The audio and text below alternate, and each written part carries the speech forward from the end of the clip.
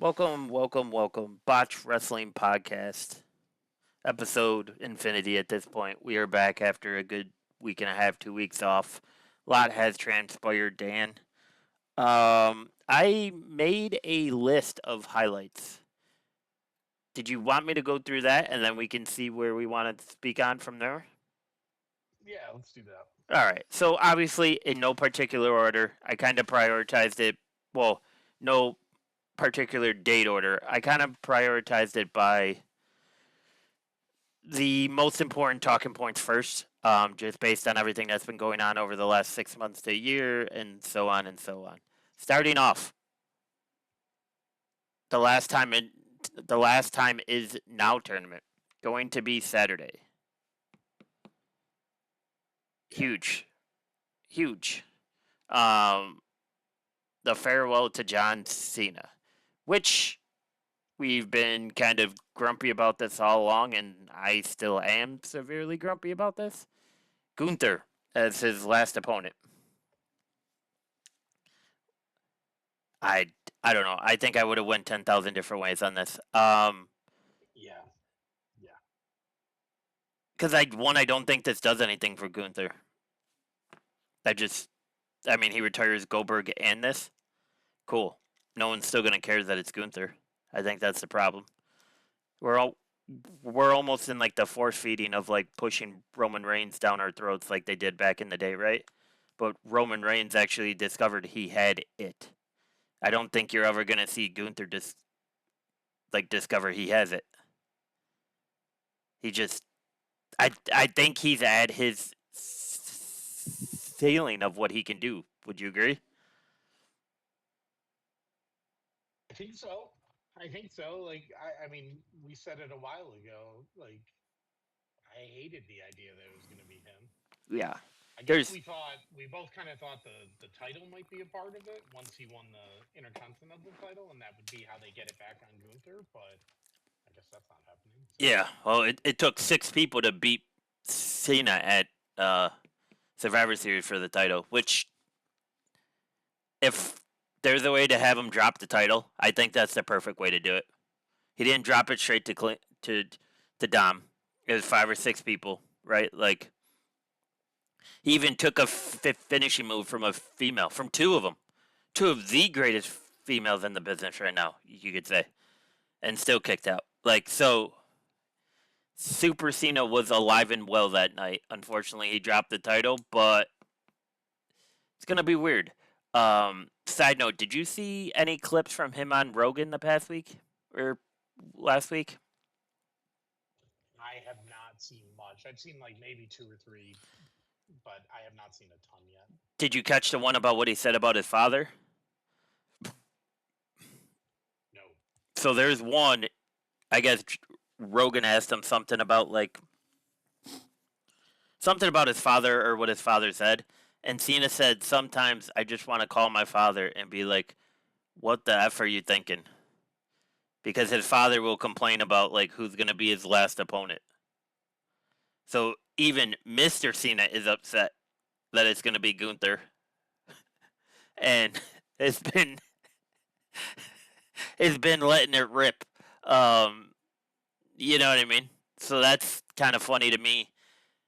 Which what it is what it is. I don't think this is gonna do anything for Gunther's career. If anything, No. I would have did L.A. Knight, and then going into 2026, I think L.A. Knight would have been twice as hot as Jey Uso, because I think you're gonna see Jey fall down a peg a bit since he re-entered the tag team division on Monday night. I don't think like a lot of it was Jay's the underdog to win the big title, right? That's what the crowd loved. So if he was able to kick out and was staying getting beat so many times and then finally pull it off, that's what people loved. Now he's back with his brother. What you would say?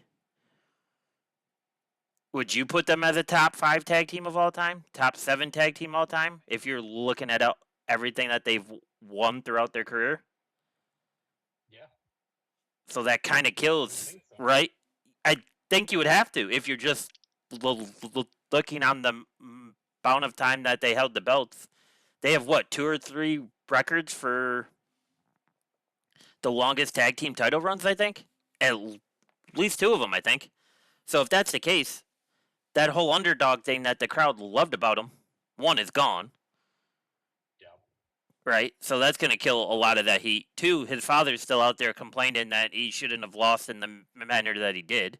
So if the crowd's not behind him and they're still going to catch on to what his father has to say on a podcast, things aren't really going to go over too well, right? Like, that's going to push a lot of people away. And I think LA Knight is in the prime Jey Uso moment right now. I just think he's ready for the picking in 2026, and he deserves the push, if anybody. And he's been quiet about everything going on, anyways, CM Punk's team lost its Survivor Series due to a masked individual. Mystery man. Or individual, yes. Did you see? For sure. Did you see it's 2 different people? 2 different? Yes. So the one. So let me see if I can find this story. That's interesting.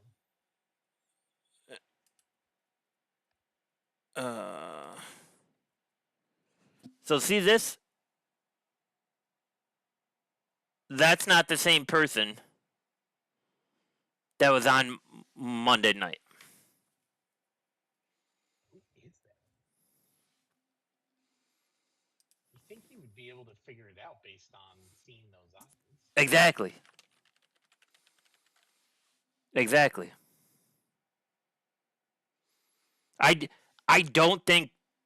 do not think that's not Austin Theory.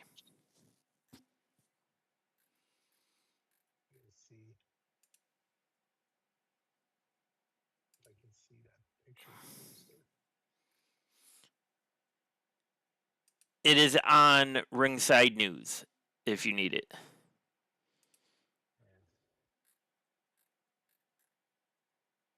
But even Brian Alvarez wrote, in an effort to throw fans off, it appears at least 2 different people have been under the mystery man mask.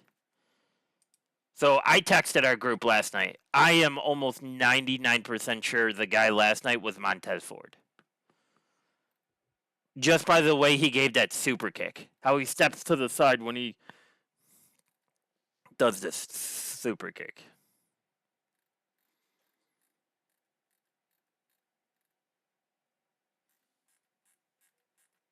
I don't think that's anybody on the main roster right there in that ringside dude photo.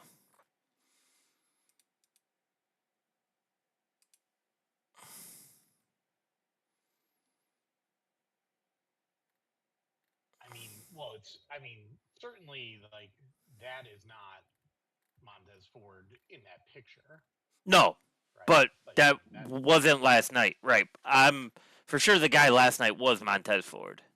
I'm wondering if that guy in the photo is Bronco Nima from NXT. Yeah, that's not Austin Theory either. No. Looking at that face. Yeah. But everybody jumped from Austin Theory because that's who Paul wanted to originally bring in when Seth was still healthy.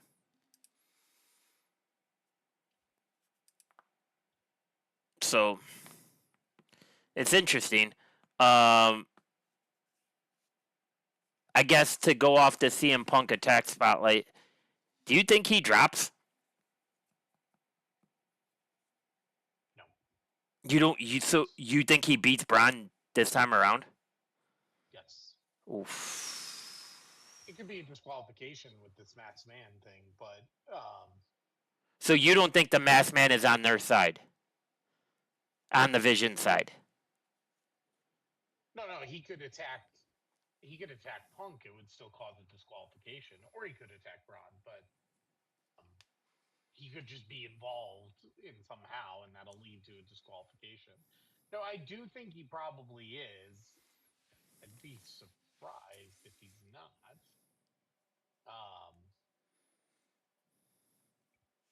Yeah, it could be that Bronco Nima guy. I'm looking at that now. Yeah. Those are my 2 thoughts.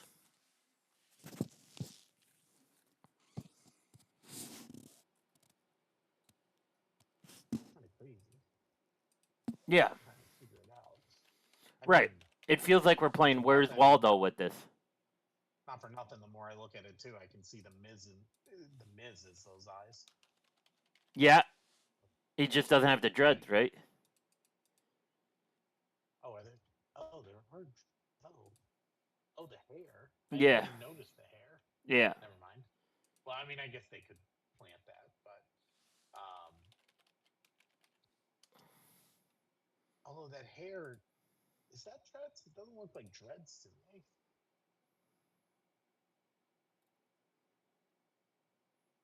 I don't know. Well, whatever.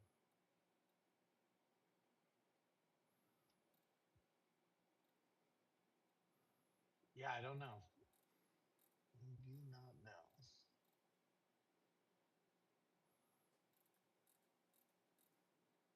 Yeah. So interesting to see. When do you think we'll actually find that out? I thought we would have some idea by now. I would think it's gonna. I think it's gonna come out in the next couple of weeks. I mean, again, what are they doing? They're moving towards what? What did we say last time around? What's first? I mean, they're not going to do anything for Saturday Night's main event with it. I don't think.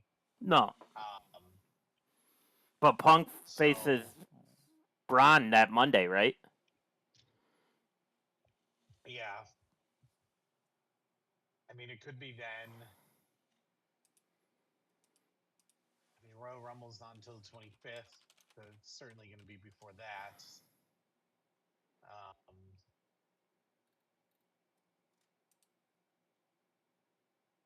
and they only have.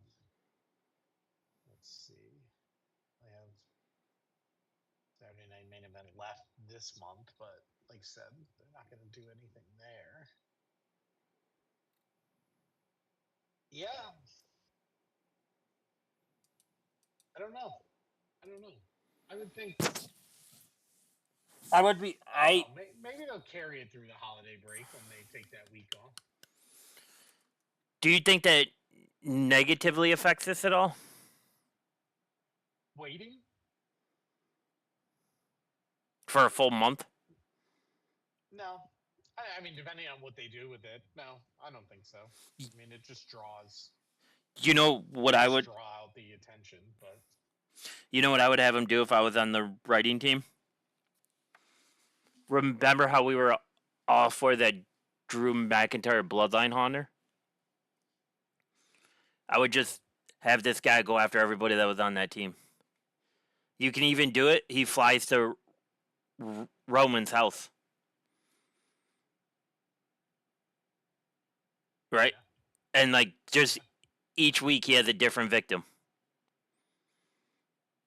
Just do it that way. Just like whoever this guy is, he's a lunatic, he's lost it. You know, he's ready to go after anybody. And it's like, damn. You know what I'm saying? Yeah.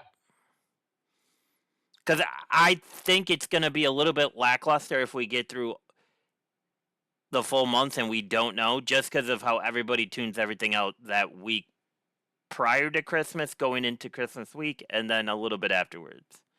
Because everybody kind of detaches from everything at the end of the year. Yeah, that's why I wonder if they wait and start the new year with it when people are coming back. Yeah. You know? I just think, yeah, yes, I agree. I see that. I just feel like it loses a little. But it'll be interesting. I mean, they got to do something to keep Netflix happy because all the words coming out is that ESPN's not happy with what they're getting off this WWE deal. So there was another article that came out this past week and a half that said ESPN higher ups are not too pleased. Which is like I don't think you buy this product and you expect a turnaround within the same year. I'd like there's no way. But it's a different point for a different segment. Also Cody Rhodes and Oba now on Saturday Night Main Event. Yeah. somebody has to get involved, right? Because there's no way that they let Oba lose this way.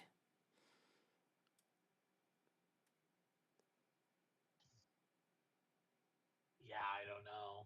Because I think so, but I just don't know. It seems a little weird too.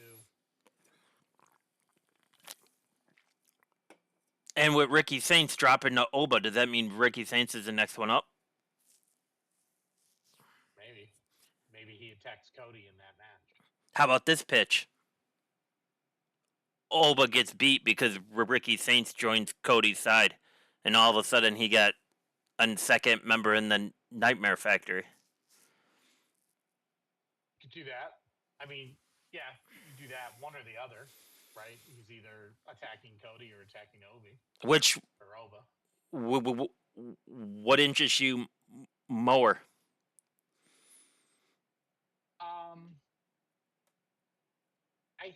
Well, that's a good question. I don't know, actually.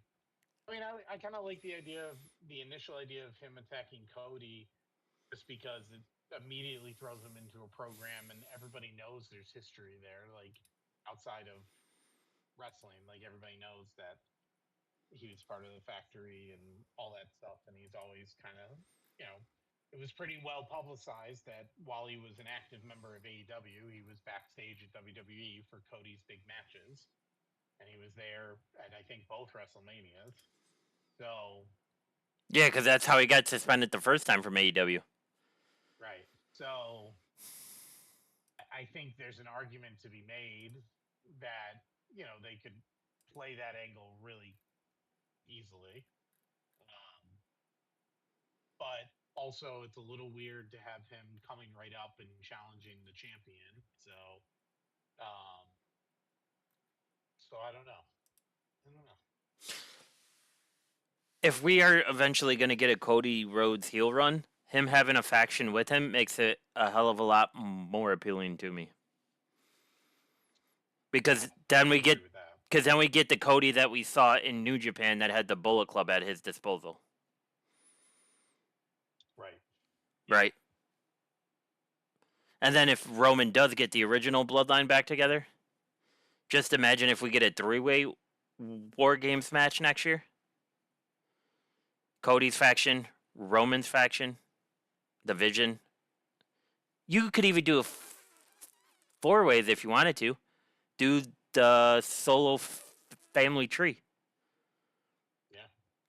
Can you imagine? That would print money. Absolutely print money. I just hope they do this right. That's my concern. Because I don't know if they're going to do this right. But do you have any interest in that match? Versus Oba? Yeah. A little. I think it's an interesting matchup. It's an interesting, and it's interesting to see Oba in general. Yes, he's just like we used to call Bron the monster among men, right? Right. I think Oba brings that to a whole new level.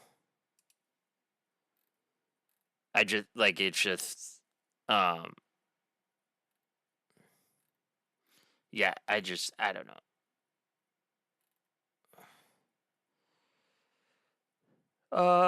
After that, we had Jade, who ruined Chelsea Green's championship celebration on SmackDown, while Bayley and So Ruka got into it.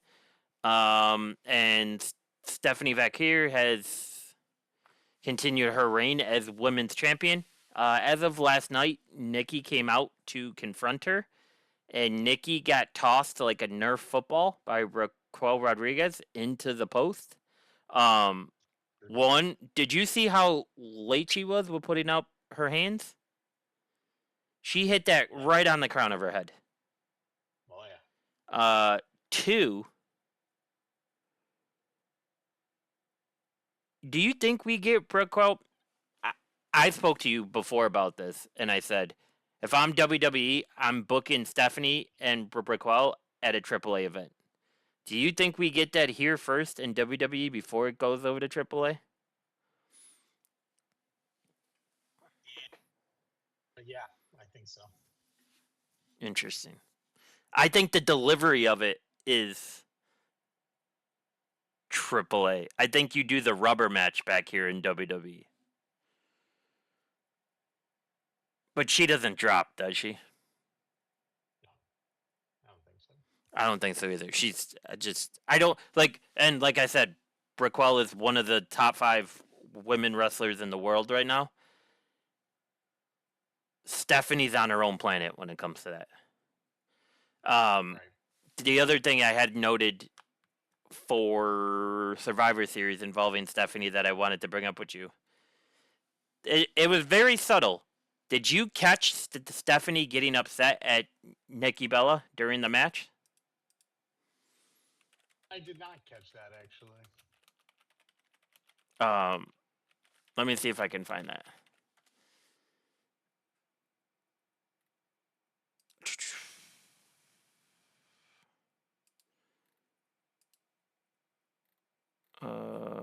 I just had the clip, and of course, obviously, it disappears for me.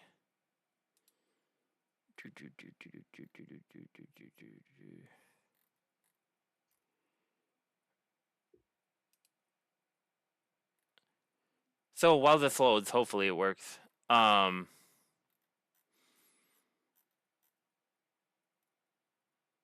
It was during the Devil's Kiss, right? Yeah. And if you notice, any of the Devil's Kiss moves, Stephanie's opponent usually stays on their knees.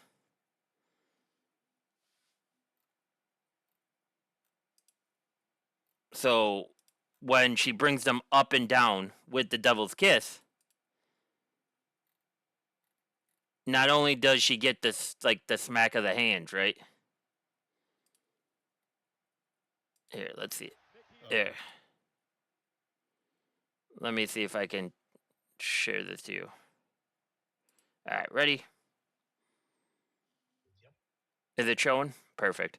Alright, so don't worry about the Pikachu in the corner, everybody. My son found that on the browser, and he had to have it on all the browsers now. So that's why there's a Pikachu running across the browser. But here it is. Courtesy of Ruspresso on Instagram. Follow their page. They always find the good stuff. Watch what happens here. Ooh. Nikki isn't on her knees.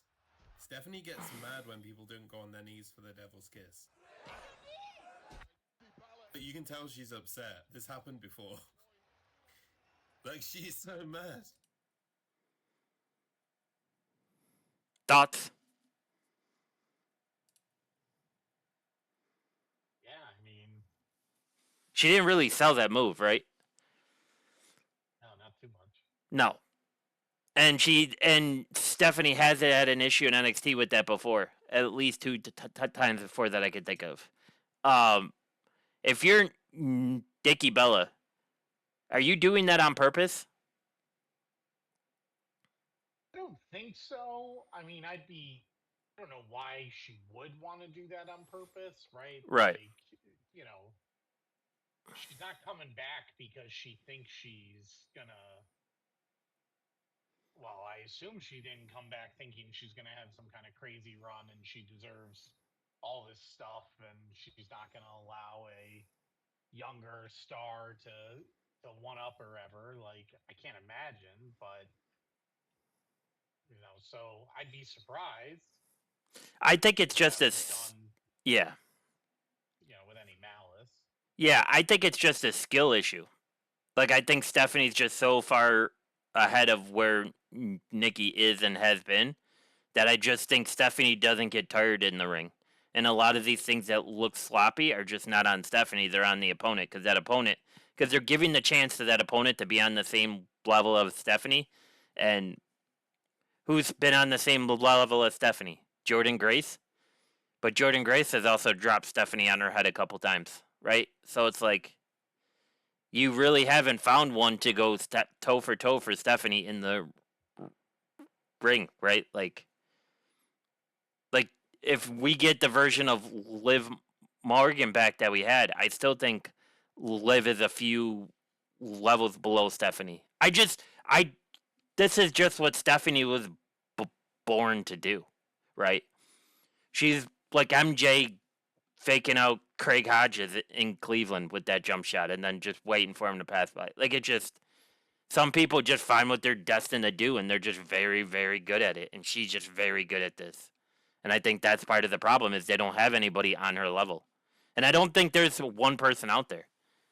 Like, it's just tough right now. So, but I caught it because of her facial expression, because she usually gets up smiling and does the point afterwards, because then Booker T likes to say something. She did none of that here. So I'm like, oh no. And I guess Logan Paul made another hint that he's basically a full timer now. Would make sense because I don't think you would put a part timer into a faction, right? So, because then it kind of kills the faction if this person's just disappearing all the time. Yeah. But how do you feel about it?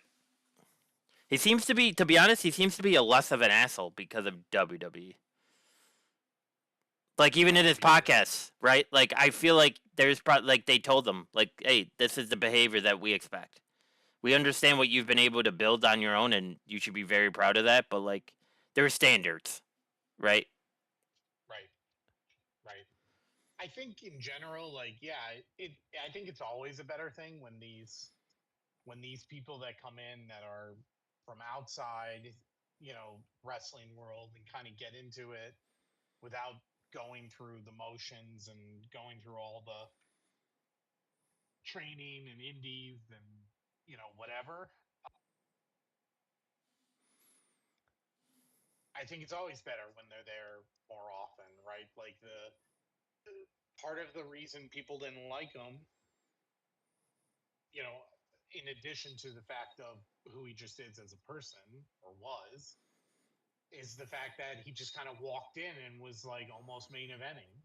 Yep. And they do that with a few people, and then when you're not there, when you're doing that already, right? Even if you're really good at it, which he has been really good at it, the fact that you're walking into that kind of level without having earned it through any sweat equity, it's even worse when you then go away for a couple of months and then come back and do it again, right? Like, not only do I'm sure people in the industry don't like that, but there's a lot of diehard fans that don't like that. So if you're gonna do that, I think it's better when you're full time. Yep. Right? Because at least you're showing you're super engaged and dedicated to it, which in the beginning he wasn't, because he was still boxing and he was still doing all the stuff outside of wrestling, and he was still like doing the bullshit with his brother back and forth for a while. And people just go, well, are you really invested in this or you're not? Because you're taking someone's spot, right? Like, that's what it is. You took someone's spot because you came in and yeah, you're a draw, but are you taking it seriously enough? I mean, the story we heard about what's his face, Jelly Roll, right, was that when they decided they were going to do that, like, he moved to start training, and he trained every day, and he trained with some serious guys, right? Because he knew if he was going to get this opportunity, he was going to make sure they knew that he was trying to earn whatever comes with it. So, and I'm not saying necessarily that Logan wasn't doing any of that. Obviously, he was training. I thought the story had come out that he had bought a ring and all that kind of stuff. But the fact remained that is he walked in, he almost immediately went to the main event, and then he was gone for a while. It was like you're Brock Lesnar without having put in any time. That's kind of weird. Yeah. Or Roman Reigns, right? So if he's going to be here full time, I think that's better long term, especially for fans to start to be like, all right, good, Well, we like him more. and to add what you said, doesn't it add fuel to the fire?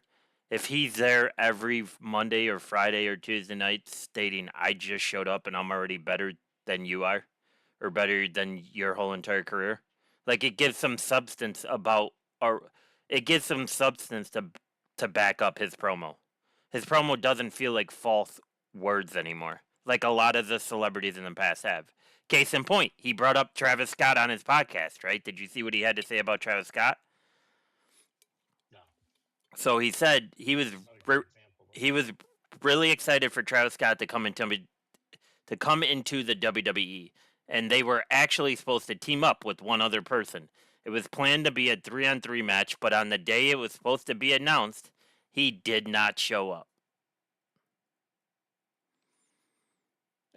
And Logan says he thinks Scott may have realized how hard WWE really is, something many outsiders underestimate until they get a taste of what has to go on in the ring.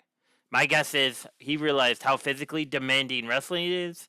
It's extremely hard and it requires a lot of commitment. Probably too much for someone who's a rock star at his level.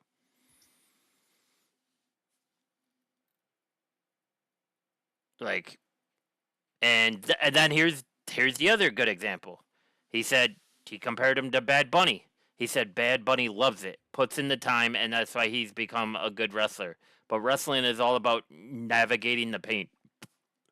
Everything hurts. Some things hurts less, but it all hurts. So,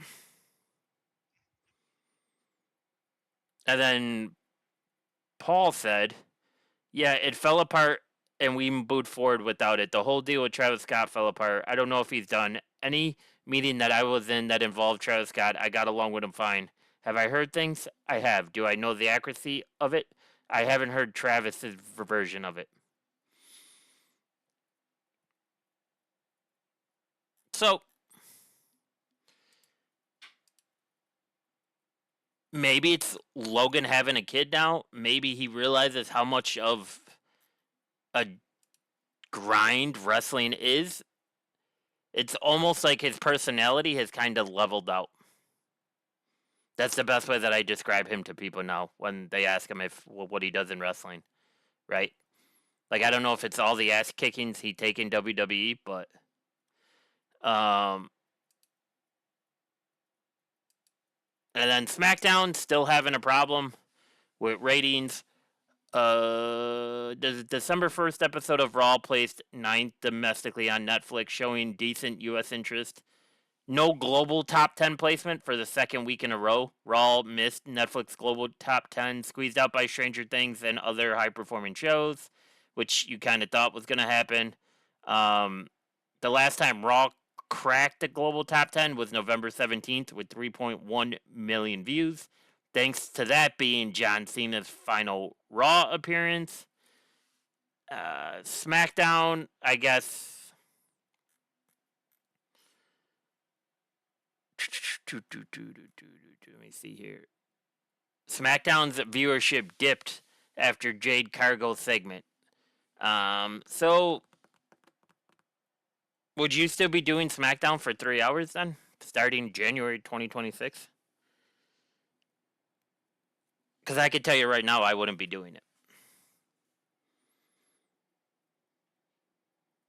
SmackDown would have to show me something for at least 6 weeks before I say we're doing 3 hours. If they are dropping every episode after Jade disappeared from the TV, Cody's usually on later in the show, right? Or he bounces back and forth. Yep. So you don't have a true star over there. You don't have a true person to say, hey, this is your show. Do you know what I'm saying? Yeah.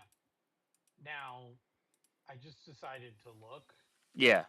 Because you brought up SmackDown. So the one on January 2nd in Buffalo that we'll be at.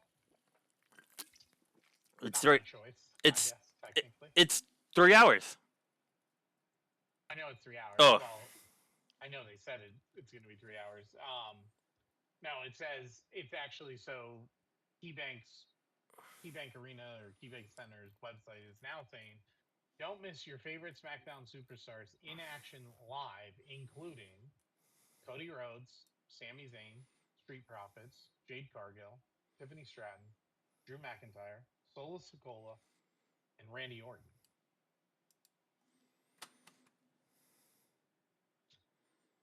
So they're advertising Randy.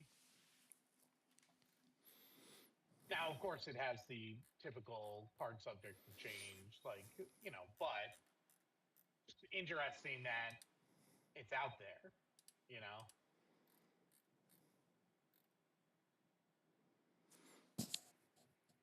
Yeah.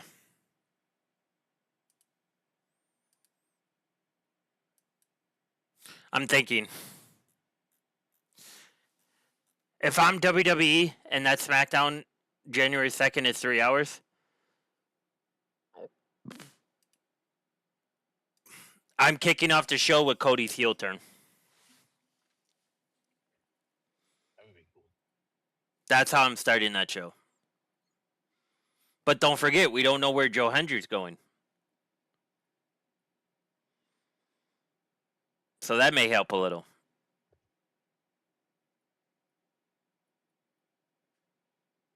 You know what I mean? We don't know if he's Raw. We don't know if he's SmackDown. So that's... Yeah, that's true too. But can I tell you right now what's going to happen when Joe Hendry shows up? Some clown that smells like spoiled pepperoni and salami and has Dorito breath is going to be on Reddit saying that Joe Hendry can't cut it because he's from TNA when a first match and he might have a misstep or look slow because he's from TNA. That's what's going to happen, Dan. And then you know what's going to happen? It's going to get back to WWE that maybe Joe Hendry needs to do something more of WWE's ways. And we're going to lose the Joe Hendry effect. Just like the story that was coming out that WWE was thinking about doing a name change for Jordan Grace. Because fans have been complaining they don't like that character name.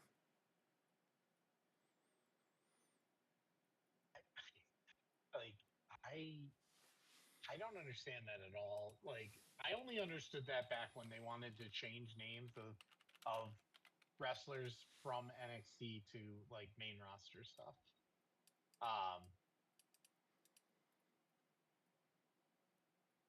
But you know, if she used the last name of her married name, WWE diehards will be losing their shit if they saw Gresham on any WWE material. Right? Oh no, for sure, for sure. I'm just saying, like, I like the name change stuff, like the bitching or complaining on Reddit or whatever. It's just all over the place. It's every podcast is like, and it's like, bro, we haven't. She's. If there is a here, I'll come out and say this.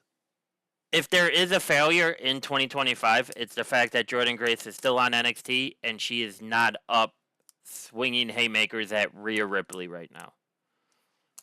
She's not built for NXT. She's not built to coach. She's not that person. Right. You bought a Ferrari and you're driving it like it's a fucking Honda Civic in 2 feet of snow in the winter.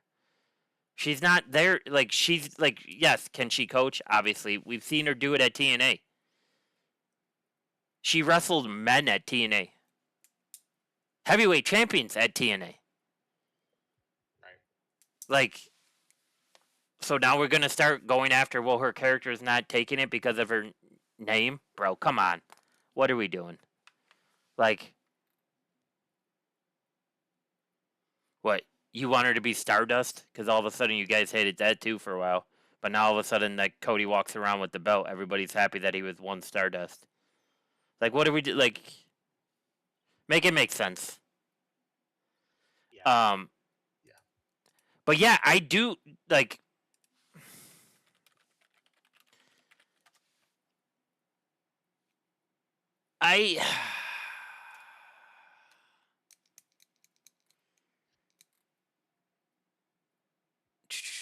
I'm trying to find this article. Sorry for the pause there.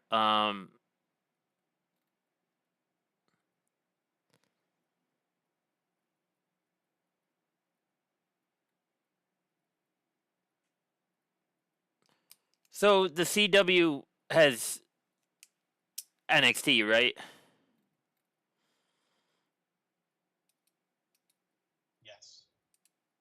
So I don't know if at the end of November, the CW came out and said the Nielsen WWE ratings lack credibility. So that's what makes me think WWE is sitting on a bubble now of what they believe ratings are and what they truly are. Because why do you have one of your stations come out and say it lacks credibility? It just doesn't make sense. Like, I feel like they're hurting. They just don't want to come out and say it.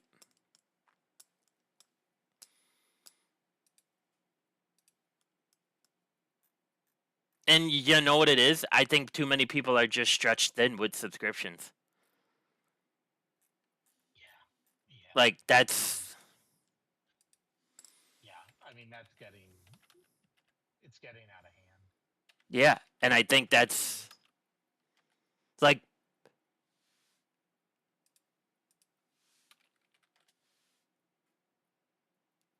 Like, I think you're gonna see...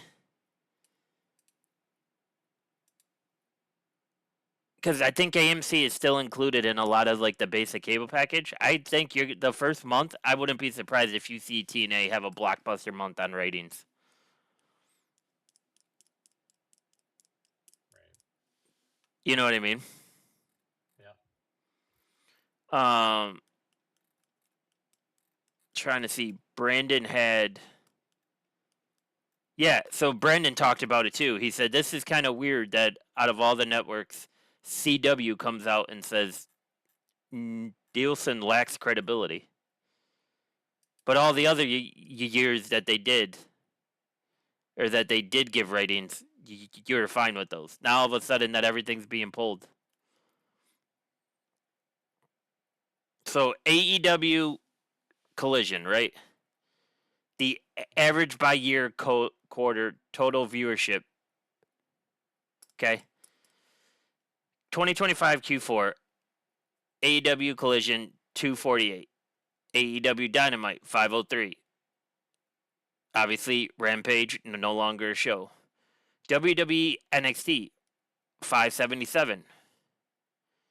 WWE Raw not provided. WWE SmackDown 1.107. SmackDown is down 24%. NXT is down 16%.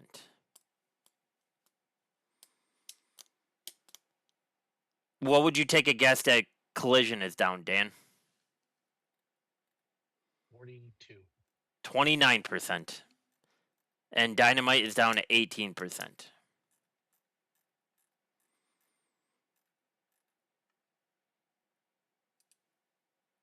I have a feeling that the economy is affecting this. I know this will probably get misconstrued or clipped on YouTube of saying one thing or the other, but I just think it is. Like, I just think, you know, like November 17th, 3.1 million global views. The hours viewed, 5.8 million.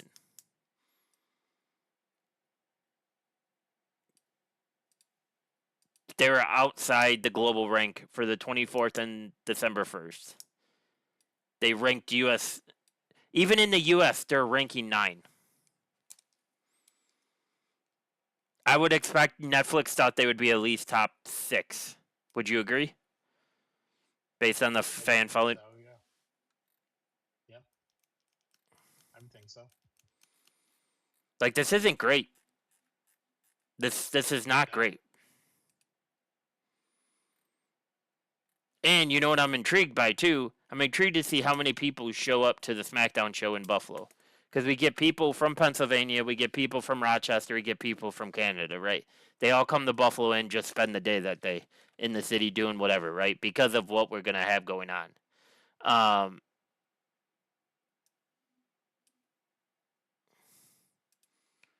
So, I think...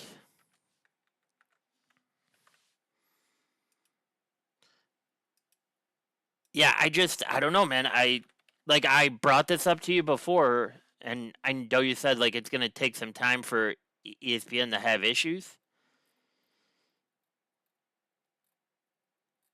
I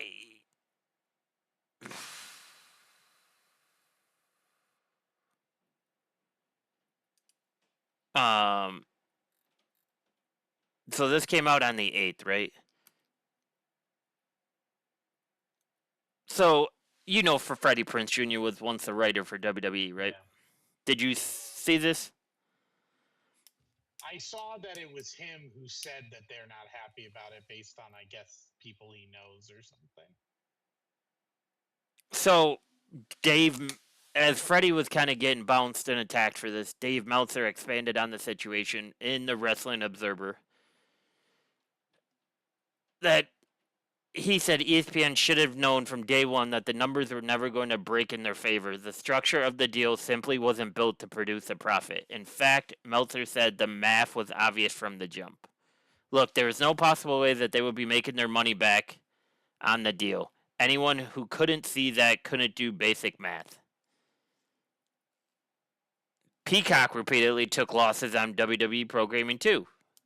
Meltzer noted that the play for both platforms was the same, which was to use WWE content as a high profile driver to bring attention to the streaming services while those services were still growing. The financial shortfall wasn't entirely because of WWE itself, but WWE played a piece in the larger calculated loss later strategy. So, the way that Meltzer's been making it feel, or sorry, sound. I swear I can talk without having a stroke here. This is not the first or second time he's made this reference. I wonder if there's an out in this clause. If these numbers get to a certain point, that WWE and ESPN could come out and say, "Listen, we tried. It just wasn't beneficial to the both of us." But at the same point, they can use it to get eyes on their program, to get eyes on their app, to get eyes on that $30 a month.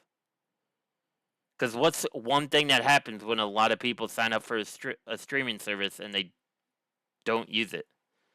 Half the time, they forget they have it, don't they? So it's like. Yeah. So I'm wondering, just like the whole Warner Brothers deal,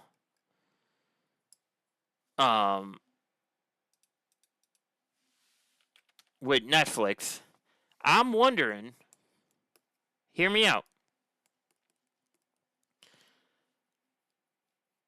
I'm wondering if TKO was so eager to jump into bed with Netflix that they didn't say the warning of the fire down the road.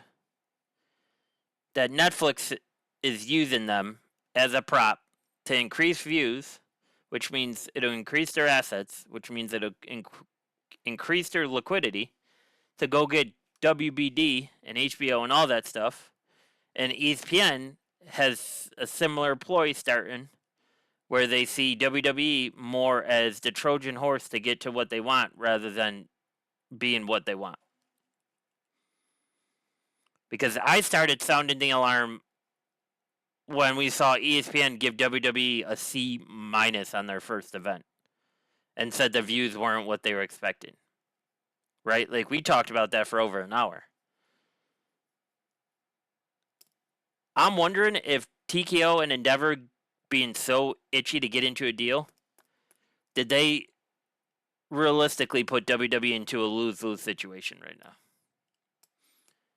Because I will bet my year's salary and both of my kids' 529 accounts. Oh, don't do that. I don't think WWE sees the final payout from this ESPN deal. I think it's a part ways that is going to happen a lot sooner than WWE will want to believe. I will guarantee that ESPN's already thinking about it. Yeah, I don't know that I can agree with that. I mean, maybe it ends early if there is some kind of like cutout, if it doesn't do a certain thing. But I So two things. A, I am still of the theory you have to get through one WrestleMania before Yes, you agree. make a final determination, or not even a final one, before you really start to review it, because that's your bread and butter, right? Yes, Like, that's the end all be all for all of this, right? That's where you make the dough.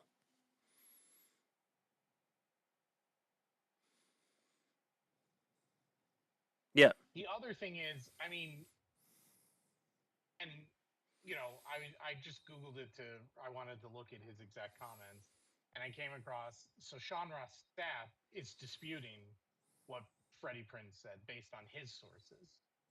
So that's not nothing either. No, there. I would not be surprised if there's a certain level of ESPN that is out there saying, yeah, we never said that. We don't have any issues with that. And then there's a certain level of an executive in ESPN that is sitting there going, I'm not really too happy about this. Yeah. I mean, so could there be people saying like, "Oh, we haven't seen the return on investment yet?" I Sure. think it's torn. But still, I mean, this is the point I made originally. You're still not even technically when at the point that the deal was supposed to start. The Royal Rumble was supposed to be this first one on it, you know? So like, Yeah. and I know they just I don't know if they decided to start it early or if this is all like bonus, you know? But like you kind of rushed it too. And I know now like you can't really sit here and say like, oh, it's rushed, it's rushed, it's rushed. But you can at least to point out that like this is not like this did not get 5 months of marketing behind it or whatever it would have been. Yeah, no, well, we had an issue with them pushing it up as well, right? We said this makes no sense. That's not your bread and butter. You're going to force all these people to have issues with getting into the network. We saw how many steps there was for my dad to add the ESPN app to his smart TV. He had to pull up his computer to log into his files count to purchase a free app, right? Like obviously it wasn't the same process if you had Hulu or something, but you had to go into your actual account like it was 2002 and you were trying to make a pay-per-view purchase just to find the damn app. Like they pushed all of that stuff out on people because files didn't have time Yeah. to streamline any of that. Yeah. In an ideal world, you would have given files the next enough time that they would have updated the current ESPN app that shows on everybody's smart TV to the new upgraded ESPN app, right? And if they don't log into it, then they don't log into it. But at least it's there, and they don't have to go find it in a library full of other things,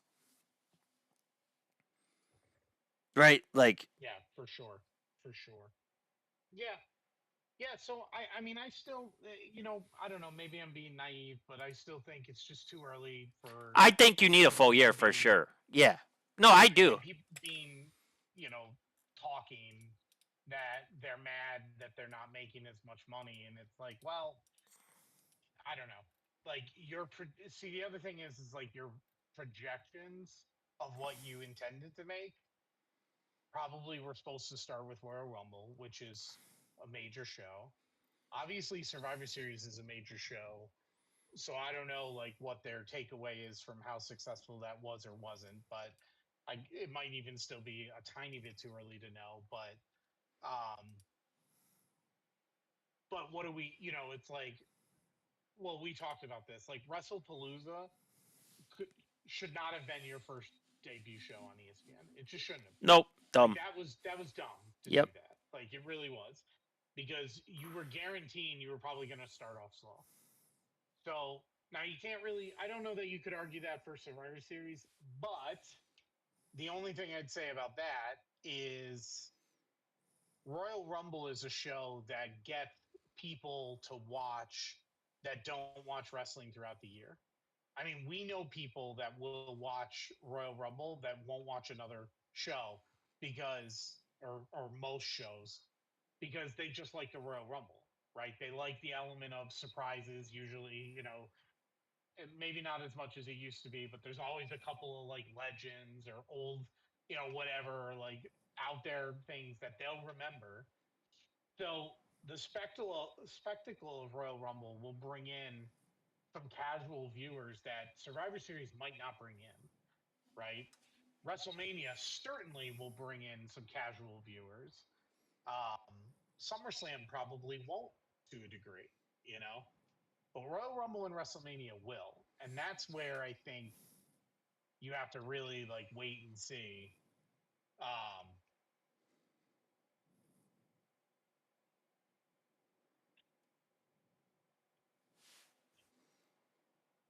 so I don't know. I mean, I wonder who like from Freddie Prince's side. I'm wondering like who he was talking to, and do they actually like are they actually in a position to know? And then from Sean Ross's side, I want to know the same thing. Like, Yeah, you know, I think it's 60-41 right now, right? And like we said before with all this stuff, there's always some sort of a gray area, right? So, um, but yeah, other than that, that's been the highlights over the last 2.5 weeks or 2 weeks. There is one final thing I want to discuss with you, Dan. Not sure if you got to see the story. Let me pull this up real quick. Dr. Carlin Coker ordered to show how Vince McMahon paid for Janelle Grant's medical bills. I think this is huge in this case. say it again. Sorry. So, Like I heard Janelle Grant, but I missed the first part. on Monday, a Connecticut judge ordered Dr. Carlin Coker to provide payment records to Janelle Grant that show how Vince McMahon paid for the former WWE's medical treatment. The ruling was made part of the pre-suit action filed by Grant seeking evidence to investigate the possibility of bringing a separate lawsuit against Coker and his Connecticut clinic Peak Wellness.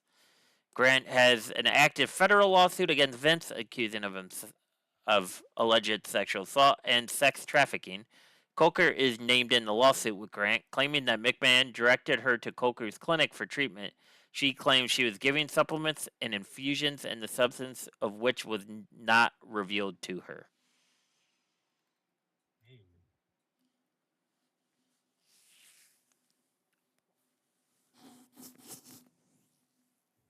Okay. Yeah. Well, plot thickens.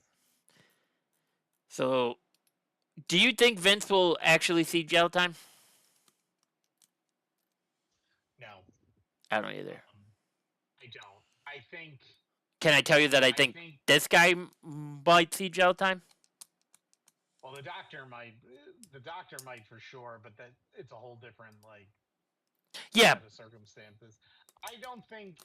I don't think Vince will serve time, not because I think he like will get away with this. I don't think, or that like he'll be convicted and then not sentenced to jail time.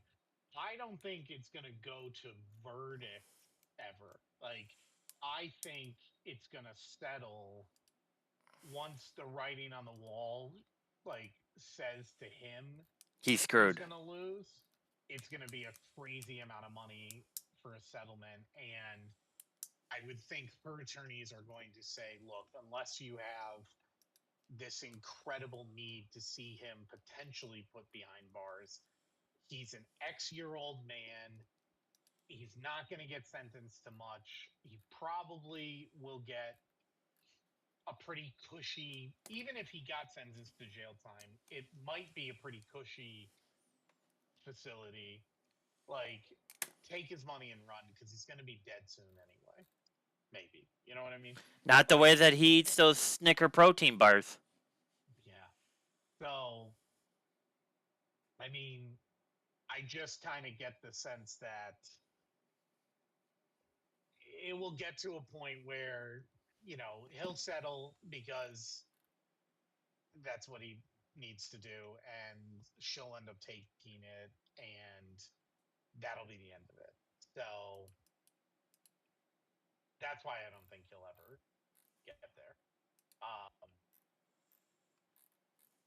I don't even know what he was potentially facing for jail time, but I just don't see it happening. Yeah, I don't either. I think it's because of his connections I think it also and years before we even get to that too, which is the next problem.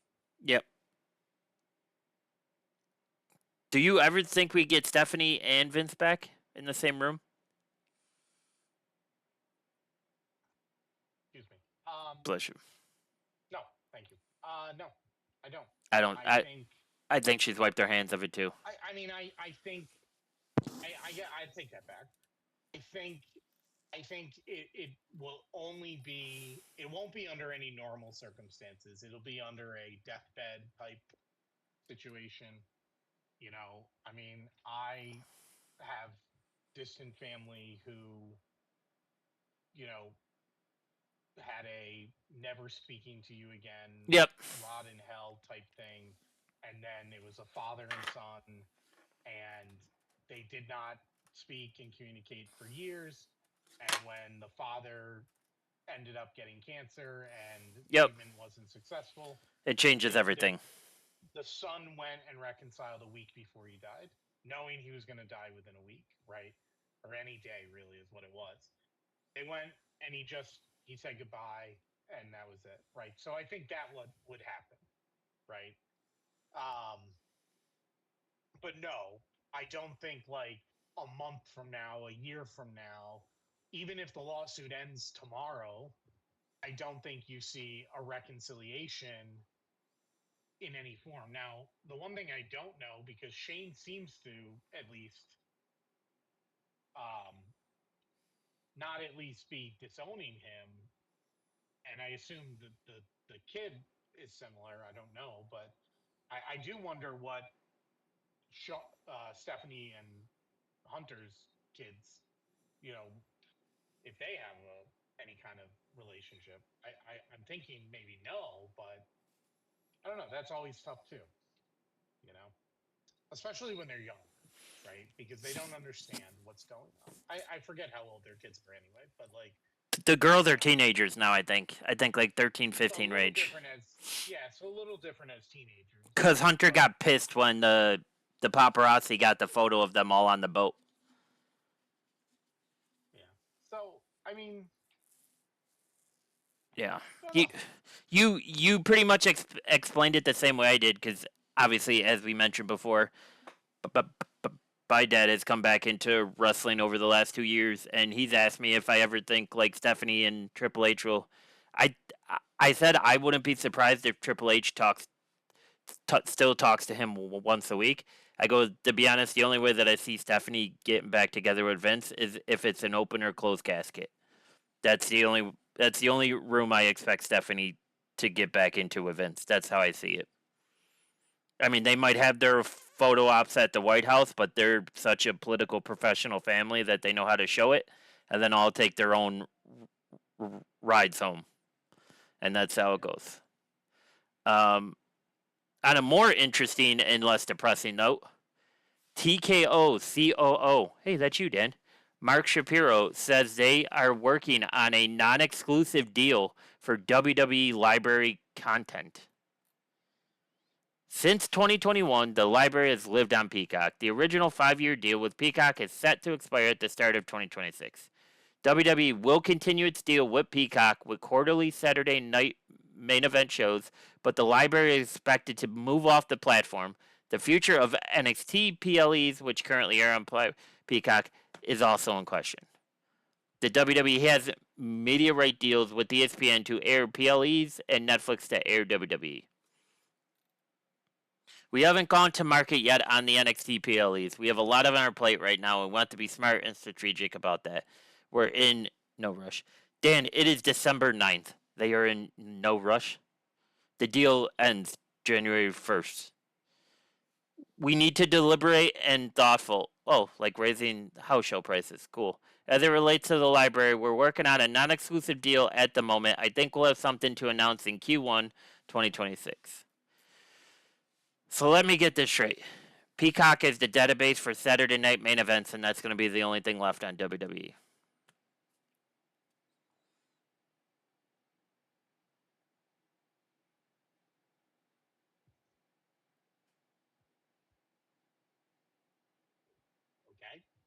Right? Okay. If you're WWE, do you throw Apple a call and say, how do you feel about NXT and how do you feel about these PLEs and the library? Because if you know your competitor is going to be in quite a predicament if Netflix gets WBD and HBO, and anything goes in the business market from what we've seen.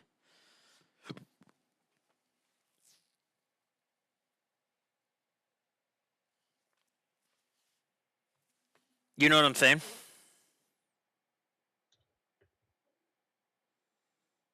Yeah.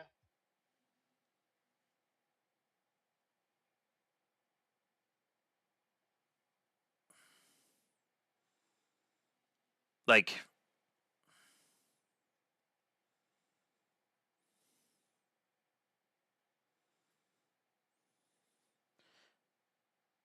ideally, what do you want it all on Netflix?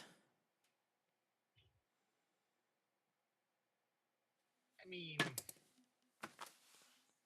And then if that's the case and they get HBO and WWBD, are we looking at Netflix being $50 to $60 a month then with all this other stuff?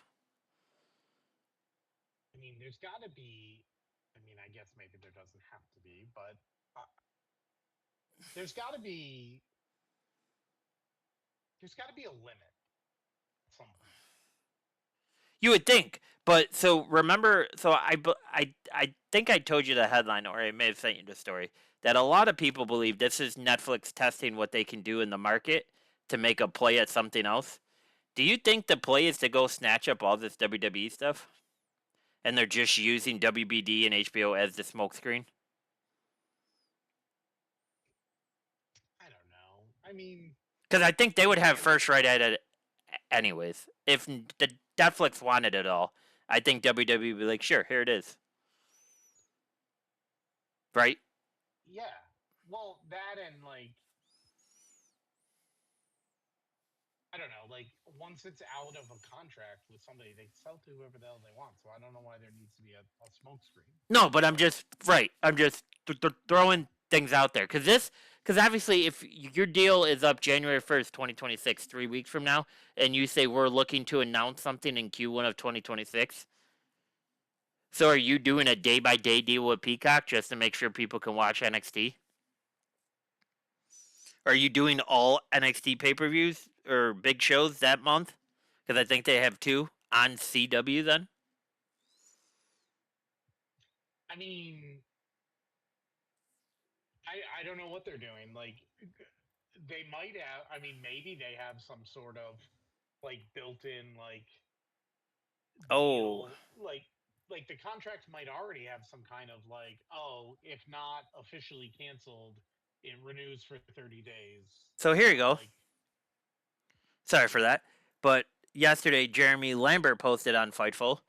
Fightful Select reports WWE sources say that they believe most of the library will slowly be rolled out on WWE's YouTube channels. And they learned more about that decision, including how it will work financially. So WWE YouTube launched in 2011, which is hysterical that it doesn't seem that long ago, has 111 million subscribers, Dan. The success of the YouTube has led to spin-off channels such as WWE Vault, WCW Vault, and many more.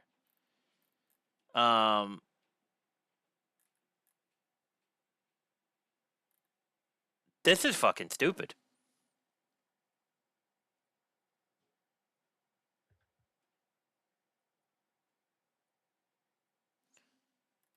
So if it's YouTube, do you think it's YouTube TV? Or just straight up YouTube? No, I just think it's straight up YouTube. Okay. Which is weird because why wouldn't you monetize that? Like, because YouTube TV really, well, I don't know. I don't think YouTube TV doesn't get CW. And they don't get TNT and right, TBS. So it's like, but YouTube TV is just a cable company, right? Like they don't do original content, do they?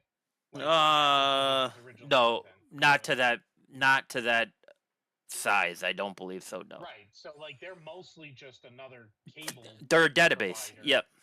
Right. So to me, it wouldn't be YouTube TV because unless they're doing like a WWE channel, which also doesn't make sense because then you can't select what you want to watch. I think it would just be YouTube. Now, I take that back. Maybe you would have to subscribe to it because YouTube does have subscriptions, so you can have They a do paywall ads, on. yes. Well, that and you can have a paywall on some of your content. So Yeah, you could privatize some of the stuff on your channel. That like the right, so subscribe. maybe they do that, which would also be shitty. So then, if that's the Um, case, the only thing left out in the wind right now is where are you putting NXT?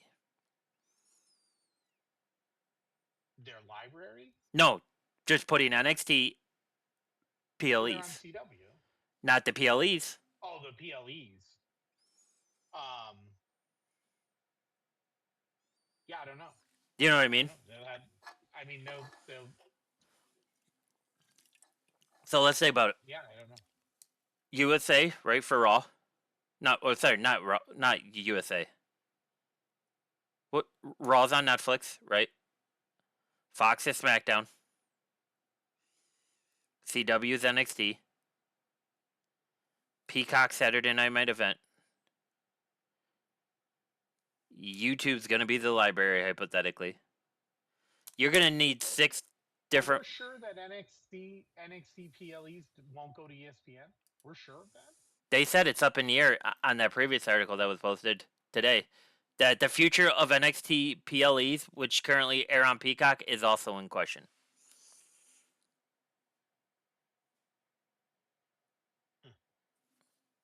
Yeah, I'm sure they'll find. So you need 6 to 7 platforms just to watch WWE now.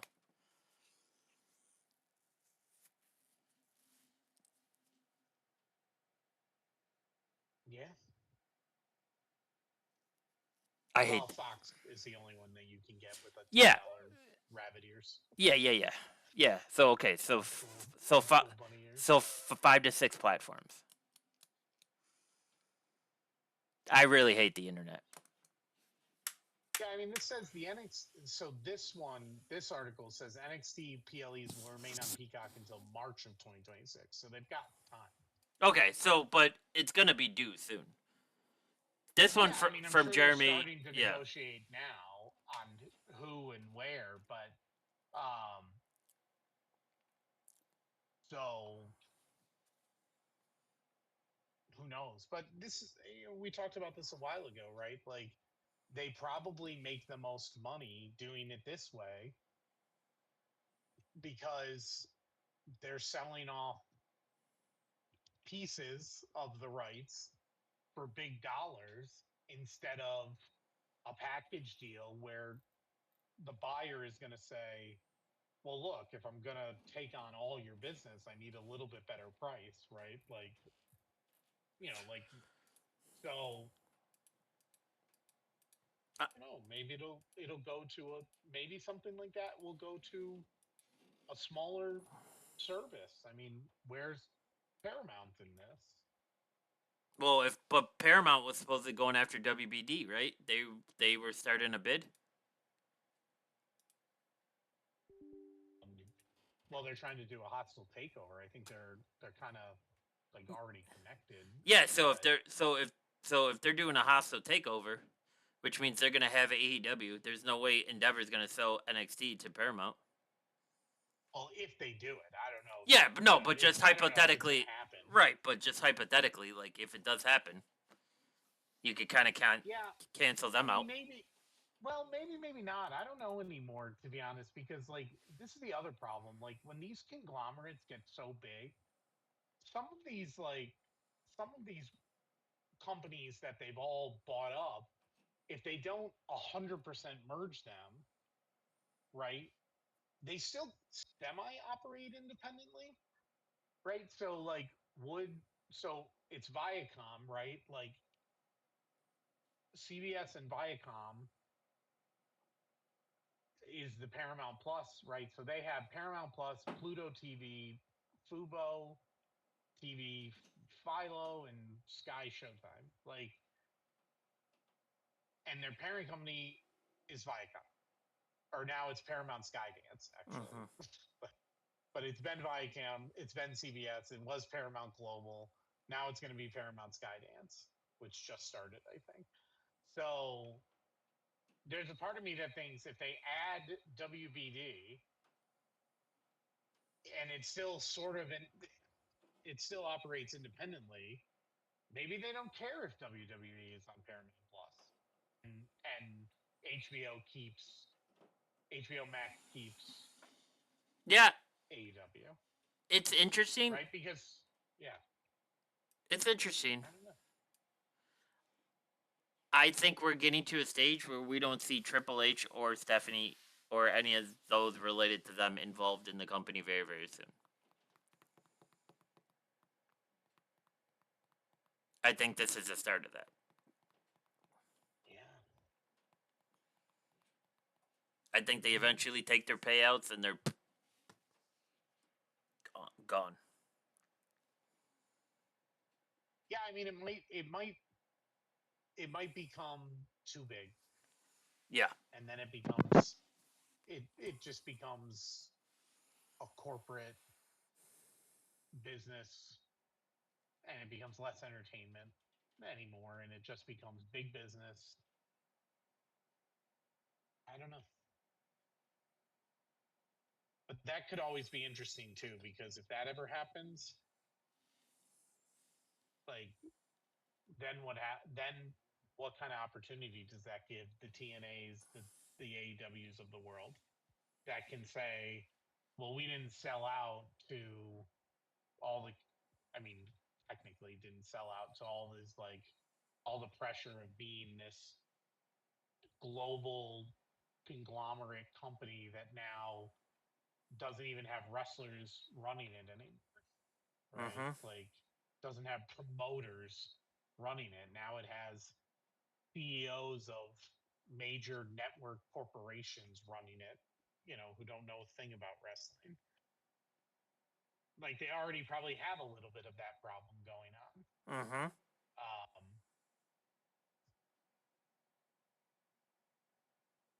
Yeah. No, I'm in the same boat with you.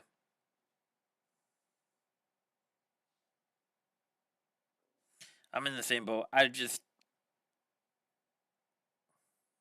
It's gonna get, well, it already is kind of crazy, but it's gonna get crazier. It's gonna be interesting. It also is going to kill our pockets and our wallets, and that part sucks because I'm already sick of paying for streaming, and I don't even have cable anymore, and I still don't like how much I'm paying with streaming. Yeah, it's ridiculous. So the whole cutting the cord thing is just not even really a thing anymore, because at the end of the day, you're paying the same amount in streaming as you were with the cord, with the cable. right, somebody made not more in some cases. Somebody made the joke as what we need is somebody to reinvent the cable package again. Yeah. Or like but the cable package 2.0. No, I know, but that's what we need is just and that's if we had an FCC that could clean up a lot of this monopoly stuff, that would help as well. But we know that's not going to happen in the next 3 years, and 1 month from now. So until then, we're stuck paying for this. But yeah, so that's all I had. Did you have anything else today, Dan? Want to discuss wrestling wise? I think that's it. All right. Well, this episode will be up tomorrow. I will post when it goes live on Twitter and Instagram as well. Like, comment, subscribe. It definitely helps us in the algorithm to beat all these mediocre other wrestling podcasts that are up there. But until then, until next week, as long as something else doesn't pop up, have a good night, folks. Enjoy wrestling. Watch all of it. Congratulations to TNA on the AMC deal. Can't wait for that to start in January. Especially Thursday night, since it's going to be open for me. It's going to be awesome to see. So until then, folks, adios. Have a good night.